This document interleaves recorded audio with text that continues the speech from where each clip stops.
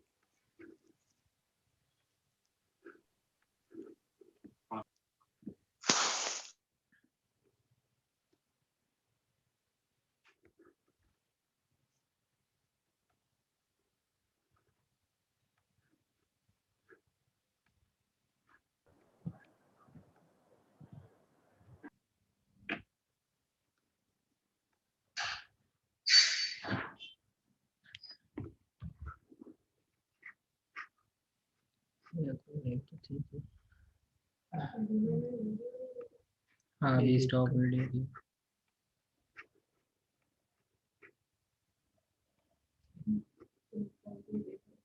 बंद करिए.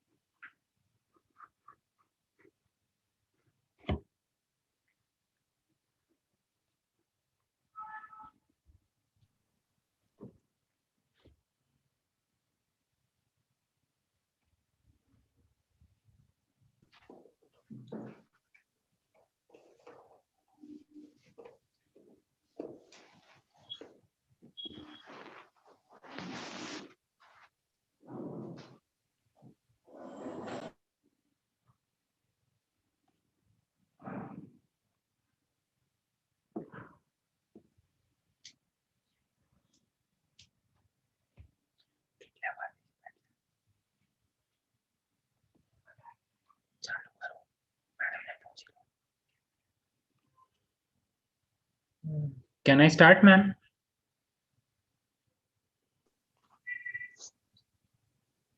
Start.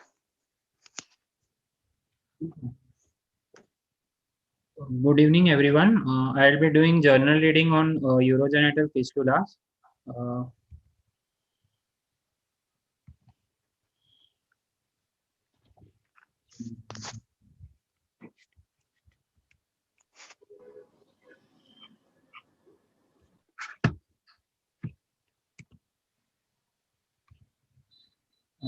First journal, genitourinary fistulas are experience.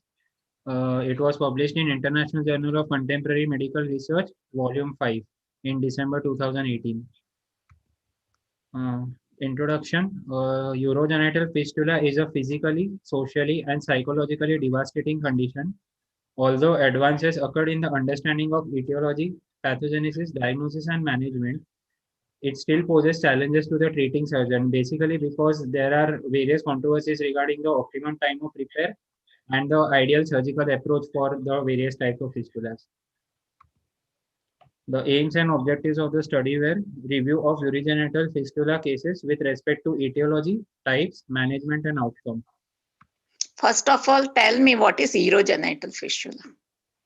Ma'am, it is a epithelialized tract between two tubular organs, either the urinary tract and the genital organ, or between urinary tract and the bowel. But in this case, urogenital fistulas are considered, which is between the genital tract and the urinary tract, between two tubular organs.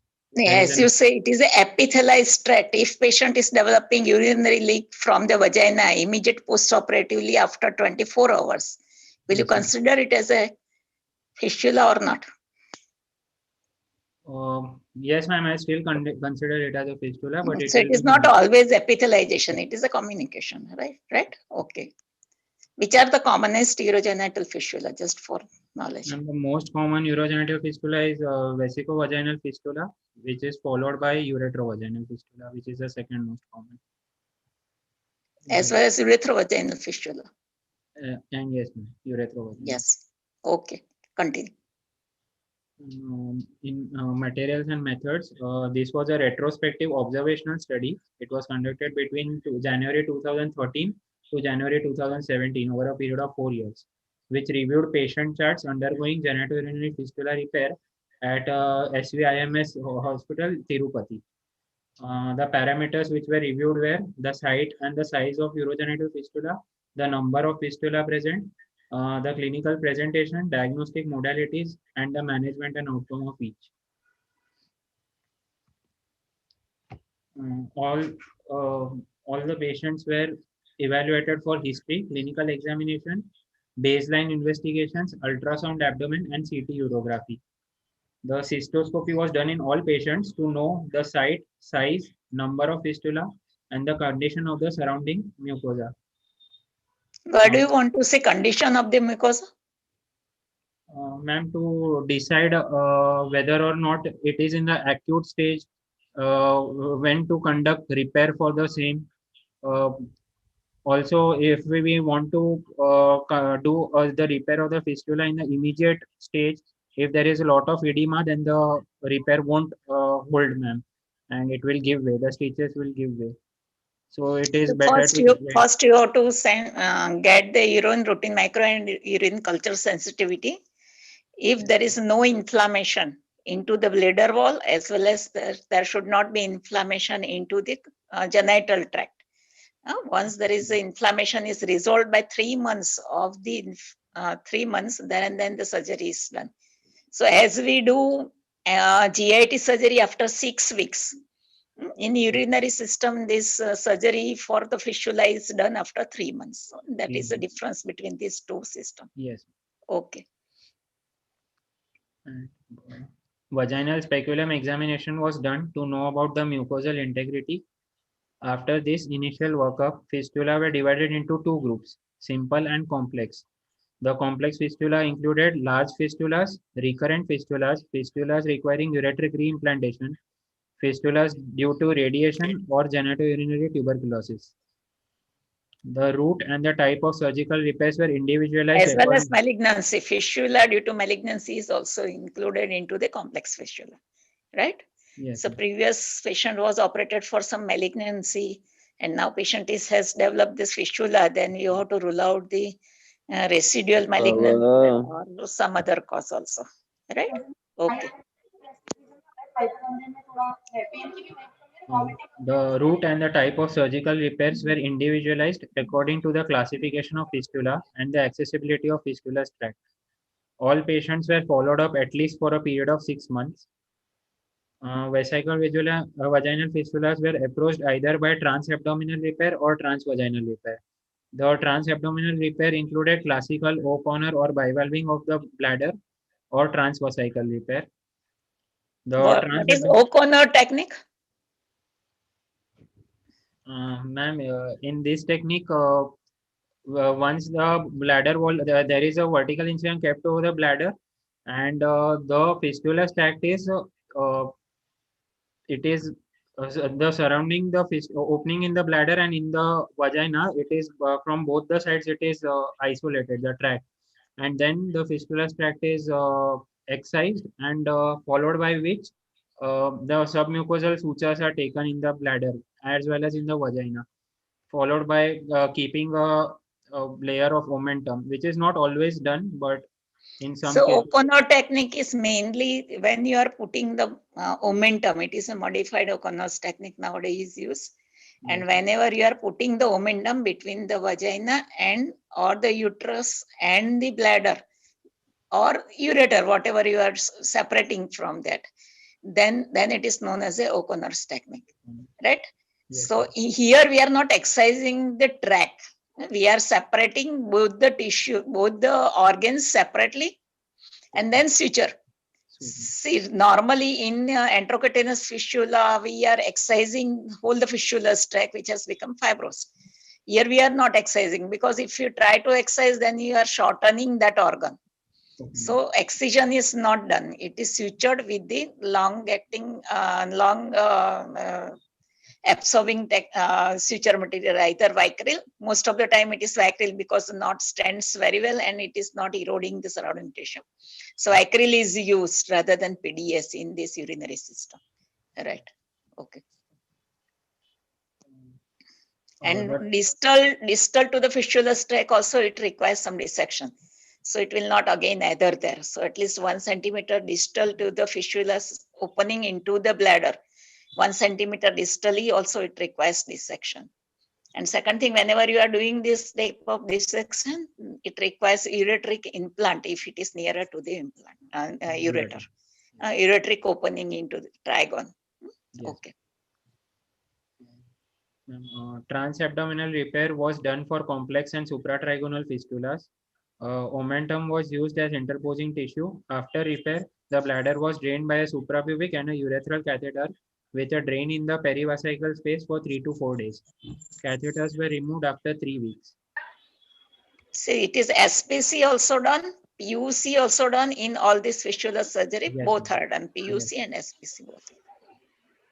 So anterior bladder wall is not opened up. It is directly, usually fistula is from posterior bladder wall. So posterior wall is opened up, right? Okay. The transvaginal route was preferred for simple and small trigonal fistulas. Mortius flap, which is a labial fat pad flap, which was used as interposing tissue. A pack was placed in the vagina for 24 hours. Indwelling Foley's catheter was placed for 14 to 21 days. For vesicovaginal fistula associated with uretrovaginal fistula, implantation. तो बोला था मुझे दादी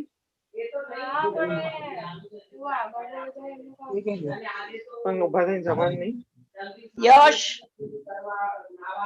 કામ મારા હાથ છાણા છે પાઉસ આવી જત મને છે ને બહુ ઓછું બક કરે For vesicovaginal fistulas associated with uretrovaginal fistula, ureteric reimplantation with or without psoas hitch was done.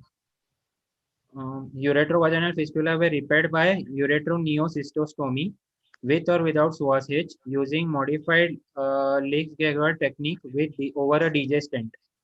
So in Leach-Gregoire technique, the bladder wall, the ureter along with the part of bladder wall is tubularized over a DJ stent, and then it is sutured back to the remaining bladder wall. The bladder was drained by both suprapubic and urethral catheter 3 weeks after repair. A stent was removed after 6 weeks. Uretrovaginal fistulas were repaired transvaginally with Mortius flap or layered closure. The vesicouterine fistula was repaired by transabdominal hysterectomy and layered closure of bladder with omentum as the interposing tissue, followed by continuous bladder drainage for 3 weeks.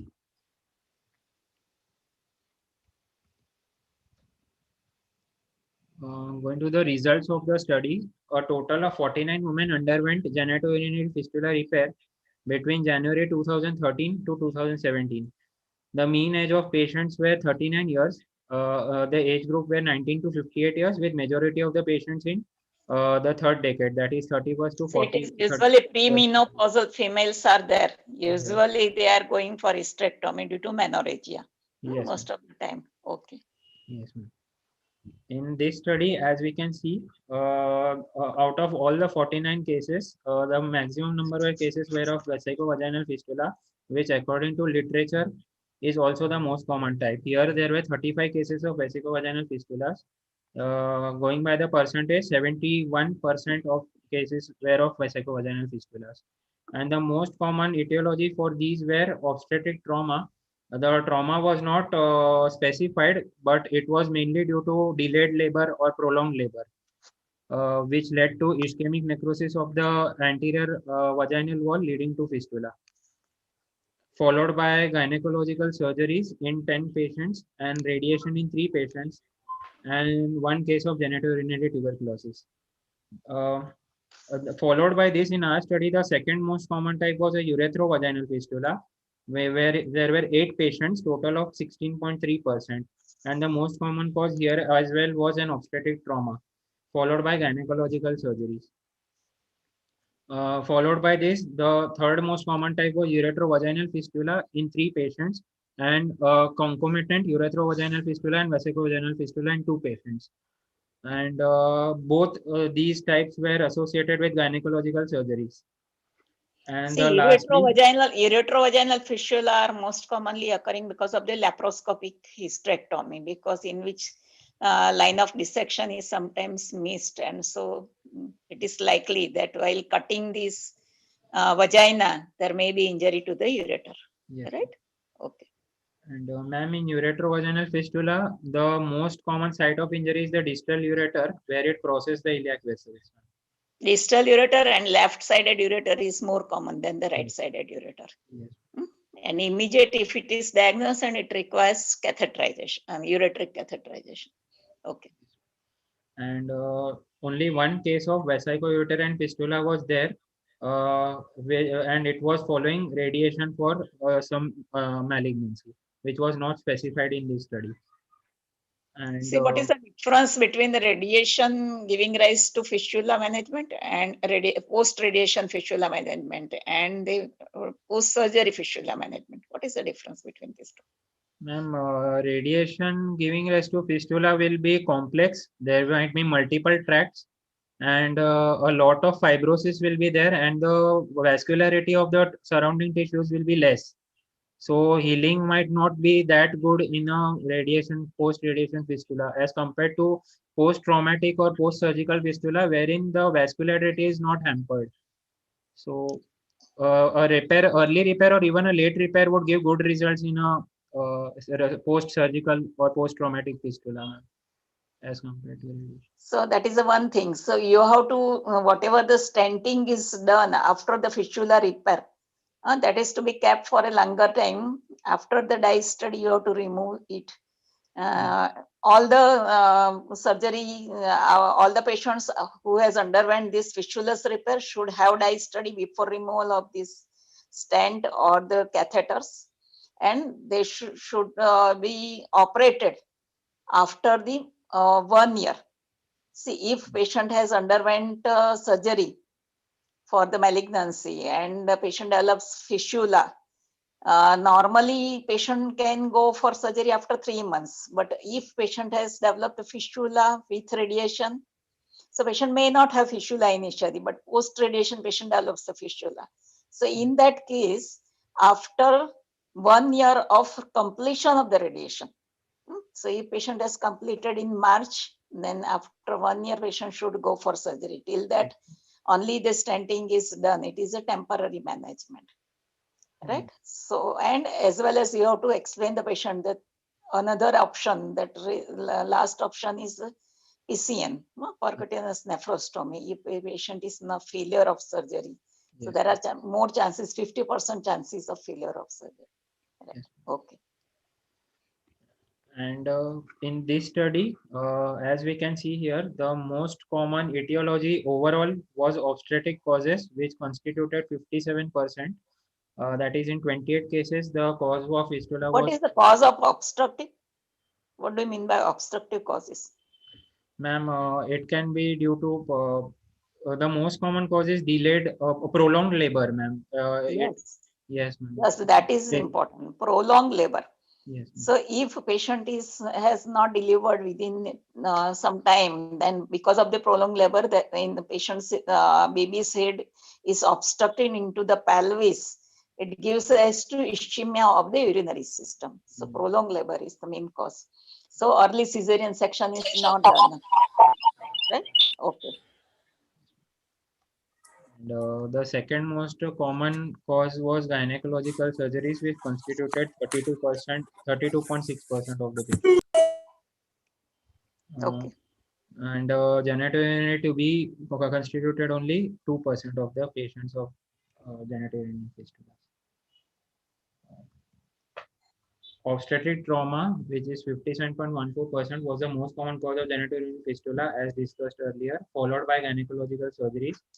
All uretrovaginal fistula were iatrogenic. and all urethrovaginal except one were due to obstetric trauma. As discussed in material and methods, the So fistulas one were more common cause of urethral fistula is, as you say, it is obstructed because of the obstructed labor. Two other common causes. One is because of the anterior repair. Patient is having cystocele and anterior repair is done. That also give rise to ischemia. Immediate post-operatively, patient may not have fistula, but because of the ischemia, later on patient may have fistula. And third cause for urethral fistula is if a neurological patient, a neurological bladder patient who is doing self-catheterization, right? So repeated catheterization and giving rise to trauma to the urethra can also give rise to development of the fistula, right? Okay. the fistulas in the patients were divided into simple fistulas, which were 25, and complex fistulas, which were 33, of which So uh, complex fistulas were more as yes, compared to simple fistula. yes, Oh, okay. which included recurrent fistulas, which were 4 in number. Large and multiple fistulas were 19. Fistulas requiring ureteric reimplantation were 5, and the fistula due to radiation or genitourinary tuberculosis were 5 in number. And because of how many fistulas develop in hysterectomy, did they write down anything regarding that?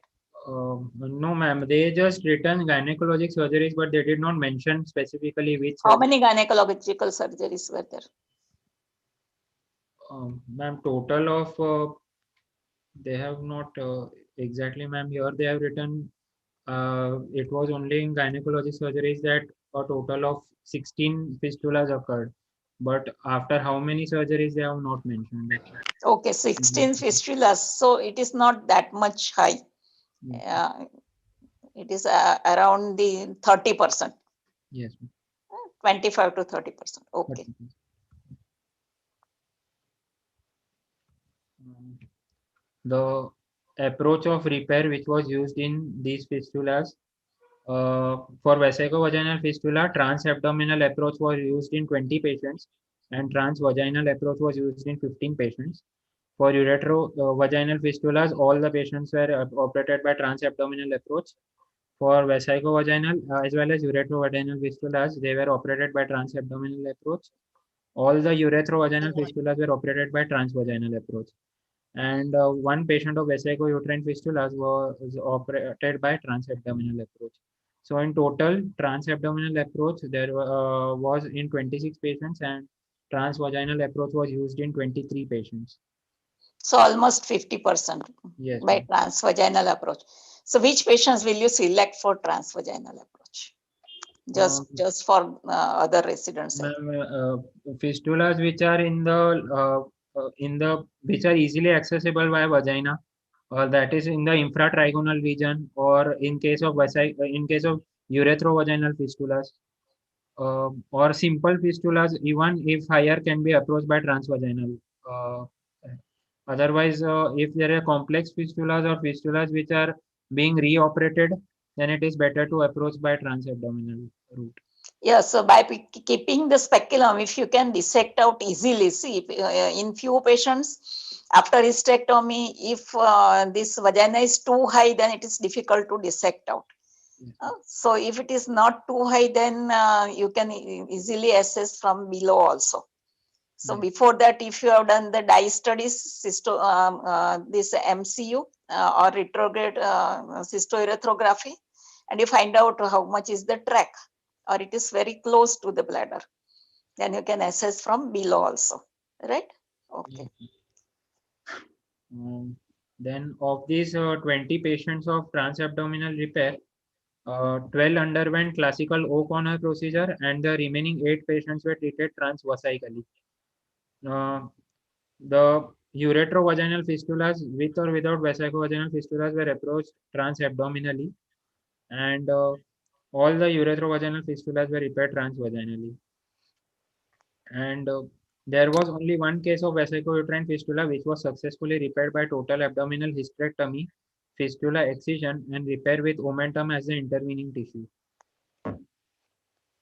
See, in urethral fistula, if urethral fistula is very low and it's little bit larger fistula, due to obstructed labor, in that case, vulval skin flap is also created, and that is sutured in that area to create the flap over it.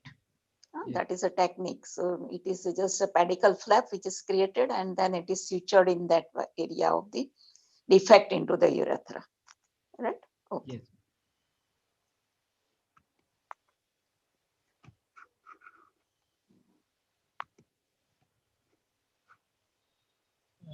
So how many surgeries were successful, and how many patients developed recurrence? There were total success rate was 94%. Two failures were there, ma'am. Two failures Okay. in two patients, Okay. each in transvaginal and transabdominal repair. Okay. So the various treatment modalities which were used were transabdominal classical O'Connor with omental flap, or transabdominal transvesical with omentum, or ureteric reimplantation, abdominal hysterectomy, and transvaginal layered closure with Marcius flap, which is the labial flap which I mentioned earlier. And of these, the transabdominal and transvaginal closure both experienced one failure each, and the mean operative time in transabdominal closure was 124 minutes, and in transvaginal closure was 94.7 minutes, which was statistically significant. And the mean hospital stay for transabdominal closure was 8 days. For transvaginal closure was 6 days. It was also statistically significant. And in transabdominal approaches, 4 of the patients required blood transfusion. And the total overall success rate was Did you 94.3%. write down the endometriosis in any patient? Because that is the main cause for developing fistula in hysterectomy. No, ma'am, it was not specified, ma'am. Okay. And of the total success rate of 94.3%, 95% were for the transabdominal repair, and 93.3% success rate for transvaginal repair, which is almost the same. And both the failures which occurred in vesicovaginal fistula repair were managed successfully with a transabdominal approach. And other complications of the same included irritative lower urinary tract symptoms in 7 patients, urinary tract infections in 8 patients, and wound infection in 2 patients, all of which were managed successfully with conservative measures.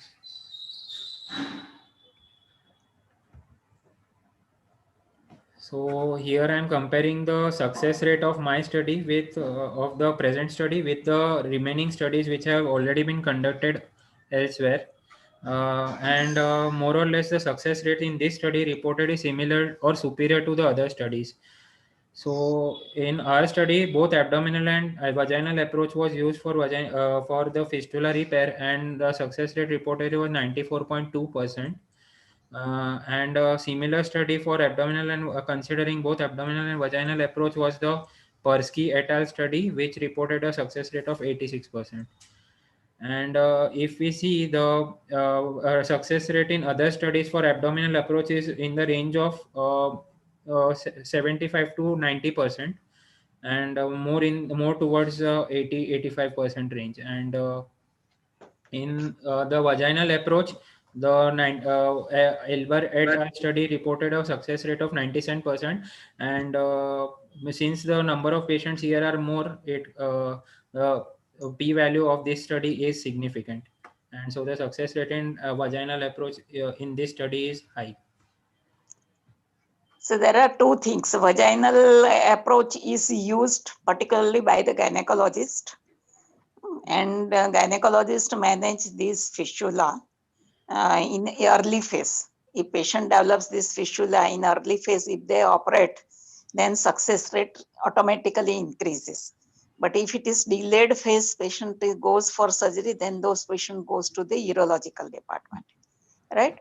So nowadays, urological department is usually doing the laparoscopic surgery. So it is a double approach, laparoscopic as well as vaginal approach is also used in those patients.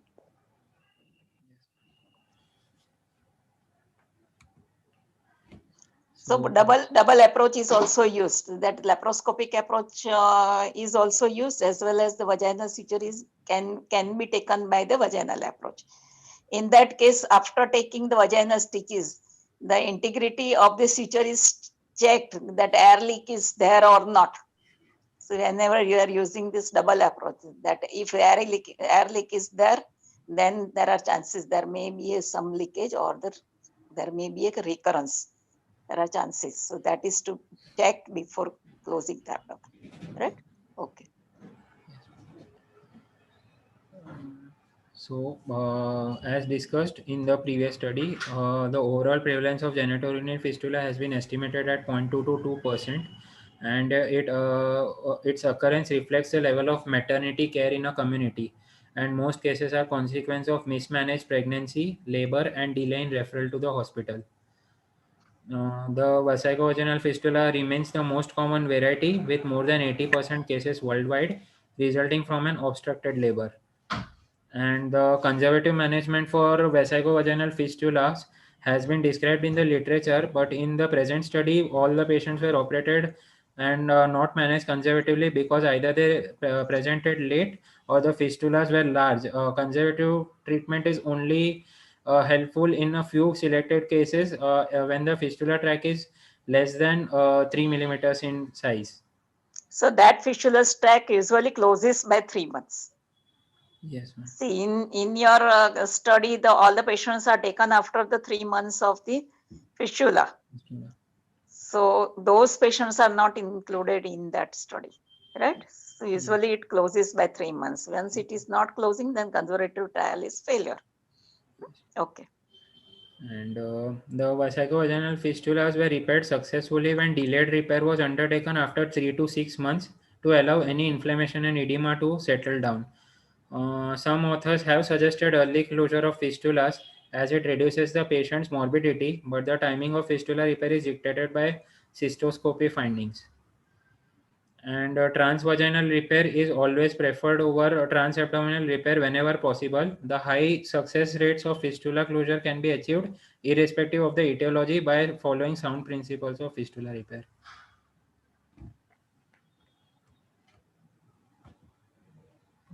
Moving on to the second study, the surgical management of urethroputaneous fistula originating from the anterior urethra in adult men over a 10-year period. It was published in American Urology Association Journal in the year 2020. Urethroputaneous fistulas originating from anterior urethra in adult men is an uncommon presentation. Here, review of prospective database of urethroputaneous fistula repair in adult men over a 10-year period from May 2009 to May 2019, where urethroputaneous fistula originated from anterior urethra was undertaken. 59 surgeries for urethroputaneous repair were performed in 55 patients. The surgical technique used for urethroputaneous repair included presence of concomitant urethral stricture, status of hypospadias or epispadias repair, the size of the fistula, the location, whether in the glans, coronal, subcoronal, or in the proximal or the distal shaft or penoscrotal, or in the perineum, and the quality of the local tissue.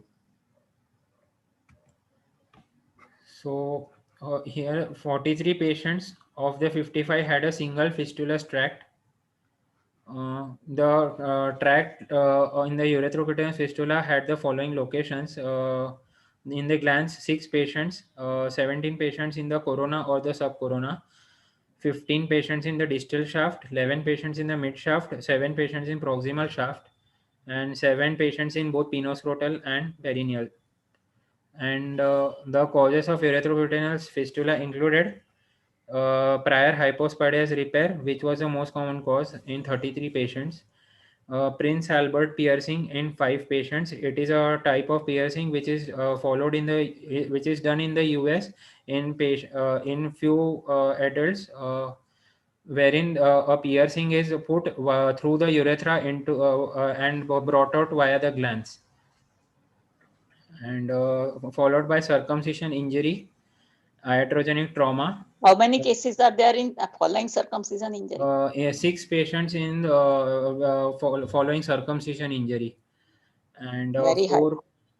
very high. Yes, ma'am. Okay. And See, 4. this study might be for the pediatric patient, what I understand, because hypospadiasis and epispadiasis surgery. After this surgery, see, patient develops failure of surgery or the loss of some part of this urethroplasty patch, then it will give rise to fistula. So Yes. those patients are included for this study, Yes. right? Yes, ma'am. Because maximum patients are hypospadiasis. Okay. So during circumcision in the pediatric patient, for the juniors particularly, whenever you are doing circumcision, you separate the penile skin up to the corona, put the dorsal slit and then cut circumferentially. That is most important thing. Without separating this penile skin, if you do, then you may injure the urethra. Okay, continue. 4 patients each in iatrogenic trauma and in idiopathic bulbar stricture, and 2 patients following prior epispadias repair, and 1 patient of Fournier's gangrene.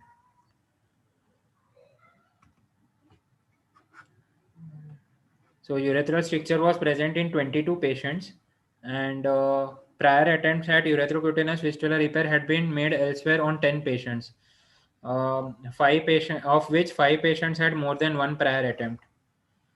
The techniques used for the fistula repair included simple urethrocuteneous fistula excision and layered closure with Dartow's interposition, which was used in majority of the patients, including 18 patients. Then reopening the circumcision scar with degloving and Dartow's interposition in 2 patients. Scrotal Dartow's interposition in 1 patient, penile skin onlay flap and scrotal skin onlay flap in 1 patient, right inner thigh skin flap technique used in 1 patient, and 31 patients required urethroplasty. Patients with no What is concomitant. Dartow's interposition? Ma'am, here after excision of the fistulous tract, we interpose the dartos muscle is interposed between the repair between the skin and the mucosal surface, ma'am, to So promote dartos with healing. sometimes only, not only the dartos, sometimes dartos with the deepithelialized skin overlaying it. That part of this skin is cut. It is sutured there in that if it is nearer to the any area. So that patch is sutured and this penis is buried into the scrotal skin at that time. Then it is divided and then again it is resutured. So that there will not be any tension over the suture line. So in a pediatric patient, penis is buried into this scrotal skin after this Dartos patch, right? Okay. Patients with no concomitant urethral stricture and no hypospadias failure were usually suitable for a simple UCF excision, that is urethrocuteneous fistula excision, and layered closure with Gatto's interposition. Patients with associated urethral stricture or a failed hypospadias repair or an epispadias failed repair required urethroplasty to deal with their urethrocuteneous fistula and its underlying cause, which explains the high number of urethroplasty required in overall all these patients, because majority of the patients were following a failed hypospadias repair. So follow-up was available for 48 patients, 5 lost to follow-up and 2 died. The surgery was successful in 42 patients, that is 86%, with minimum 3 months follow-up. And a second attempt at a urethrocuteneous fistula repair was made in 4 patients with 2 success and 1 failure and 1 loss to follow-up. So the 2 patients here as well as the 42 patients in the overall success contributes to the overall success rate of 44 patients, that is 94%, which is a good success rate even in the reoperated cases. Yes, so only excising the stricture and doing the Dartos patch and anastomosis is having good result, Yeah. right? As per this study. In which year this study was done? 2020, ma'am. 2020. The latest study. The period of study was for 10 years from May 2009 to May 2019, and it was published in 2020. The study.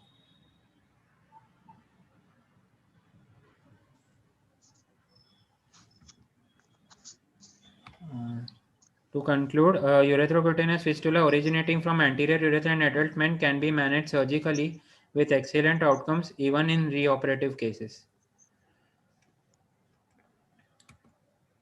So one more thing, if patient is adult, nowadays people are using buccal mucosa, either from the cheek or the labial surface, in inner part of the labial surface, and then mucosa is utilized for making the urethra. Right? Okay, continue. The poppy seed test for colovacical fistulas, it was published in American Urology Association journal in the year 2008. This is the picture of poppy seeds. The This is known diagnosis as of Khas. It is known as Khas. in वो India it Laddu is known के as ऊपर custard. लगाते हैं, लड्डू के ऊपर लगाते हैं. Yes, ma'am.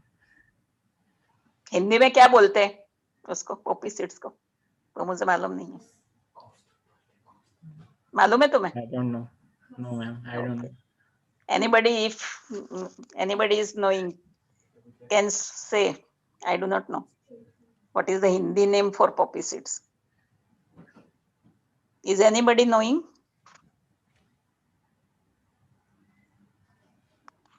No. Okay, continue. The diagnosis of a colovacical fistula is often challenging and usually involves numerous invasive and expensive tests and procedures. So the aim of the study was to to evaluate the accuracy and cost effectiveness of various established diagnostic tests used for the diagnosis of colovacical fistula. Here, 20 patients with surgically confirmed colovacical fistulas between 2000 and 2006 were identified, and each patient were evaluated with preoperatively with three main tests, which was the chromium 51 nuclear study, the CT abdomen and pelvis with oral and IV contrast, and the poppy seed test. So in the chromium 51 nuclear study, the chromium 51 is a radio nuclide which was given intravenously, and followed by which gamma camera was used to track the movement of this chromium 51 in the body. And it is usually the fistulas which are bleeding. They are seen clearly in this chromium 51 nuclear study.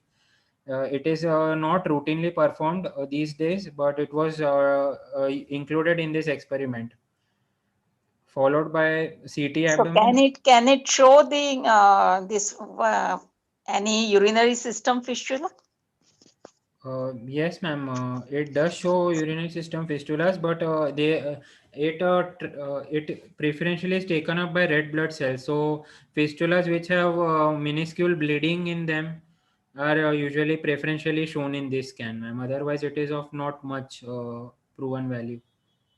Yes, they have included it. It Yes, might ma'am. be passing from the kidney and showing some fistula tract. Yes, ma'am. Should be. Yes, ma'am. Okay. And the poppy seed test, the poppy seeds approximately 60 grams is dissolved in approximately 500 to 700 ml of water, and is patient is asked to take it and orally, after which for 48 hours the urine of the patient is collected and is checked for the passage of poppy seeds in the urine. So several other tests were evaluated by colonoscopy, cystoscopy, barium enema, and cystogram. The cost of these tests were calculated using institutional charges for chromium study, market price for poppy seeds, and 2006 Medicare limiting approved charges for remaining studies. And the Z test was utilized to compare the proportion of patients who tested positive for the fistula with each of the three main tests.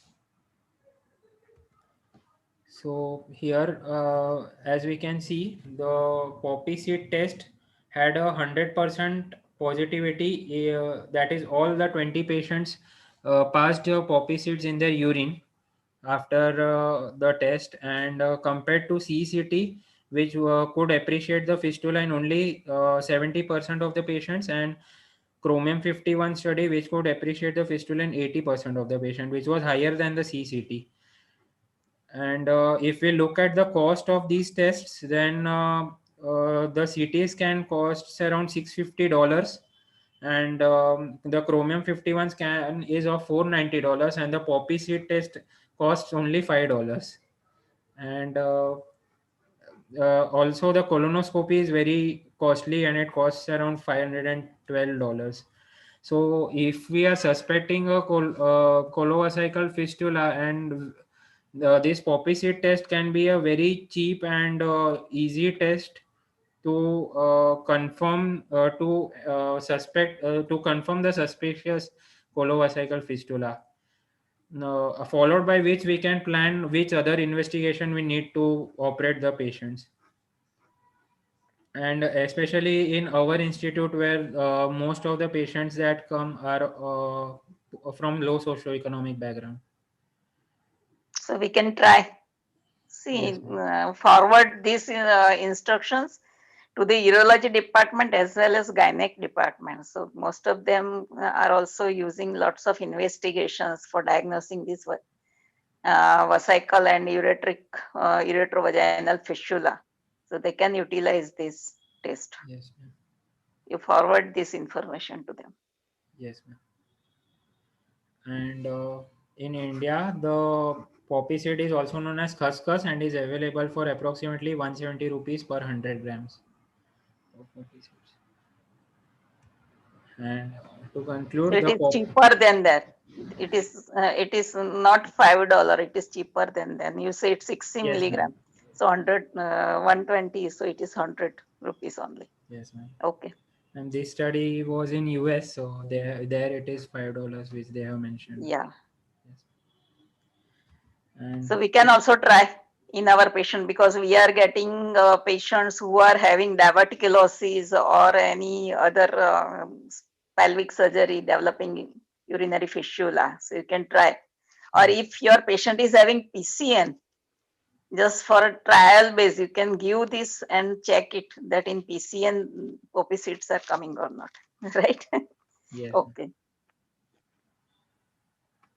To conclude, the poppy seed test is convenient, simple, and inexpensive diagnostic test, which makes it an ideal initial consideration for the evaluation of a suspected coloacecal fistula.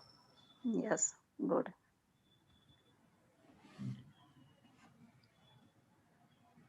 Good. Good presentation. And this was very interesting. Yes. I am impressed that poppy seed giving rise to diagnosis of coloacecal fistula. So you can operate those patients early before patient develops abscess and septicemia, if you can diagnose early, because most of the time you are not diagnosing this coloacecal fistula. Patient may come with the recurrent attacks of UTI only. So in that case, you should investigate those patients thoroughly, particularly female patients coming with 3 or 4 attacks of UTI repeatedly, and patient is going to gynecologist and surgeons and urologists. So those patients should be investigated for this, right? Yes. Okay, good, Thank well you. done. Okay.